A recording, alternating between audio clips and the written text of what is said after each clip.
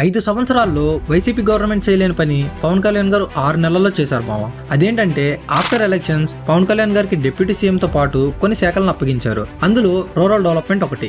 అయితే రీసెంట్ రిపోర్ట్ల ప్రకారం all India rural development ranking ప్రకారం మన ఆంధ్ర 4th పొజిషన్ కి వచ్చింది. అదే వైసీపీ గవర్నమెంట్ లో 24th పొజిషన్ లో ఉంది అండ్ 2018 లో 2nd ప్లేస్ లో ఉంది. అసలు ఈ ర్యాంకింగ్ ఎలా ఇస్తారు అనే డౌట్ వచ్చిందా? అయితే నీకు ఒక్క ముక్కలో అర్థమయ్యేలా చెప్తా విను. ఈ ర్యాంకింగ్ ఇవ్వడానికి కొన్ని ఫ్యాక్టర్స్ పరిగణలోకి తీసుకుంటారు.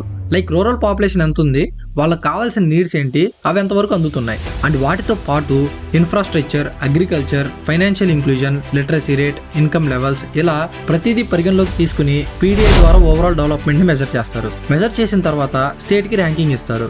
ఇక్కడ పీడీఐ అంటే పంచాయత్ డెవలప్మెంట్ ఇండెక్స్ అని అర్థం. ప్రస్తుతం ఈ మెథడ్ ని యూజ్ చేసి ర్యాంకింగ్ ఇస్తున్నారు. అండ్ ఇప్పుడు కొన్ని క్వశ్చన్స్ వచ్చాయి. అవేంటంటే నెంబర్ 1, వైసీపీ గవర్నమెంట్ లో ఏ ఎమ్మెల్యేని అడిగినా రూరల్ డెవలప్మెంట్ బాగా చేశామని చెప్పుకున్నారు, కానీ ర్యాంకింగ్ లో 24th పొజిషన్ కిందకు పడిపోయింది. నెంబర్ 2, వైసీపీ గవర్నమెంట్ లో ఇన్ఫ్రాస్ట్రక్చర్ డెవలప్మెంట్ లేదన్నప్పుడు మేము రూరల్ డెవలప్మెంట్ బాగా చేశామని చెప్పుకున్నారు కదా, అది అబద్ధమా?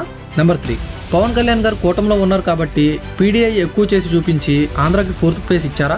ఇక్కడ ఐఎమ్ నాట్ అఫెండింగ్ ఎనీవన్ మావా, జస్ట్ ఆస్కింగ్ అంతే. ఇంకా చాలా క్వశ్చన్స్ ఉన్నాయి, ఫర్దర్ వీడియోస్ లో అడుగుదాం. అవేంటో తెలుసుకోవాలనుకుంటే ఛానల్ని సబ్స్క్రైబ్ చేయమావా, లేదంటే ఇన్స్టా పేజ్ ఫాలో అవ్వండి.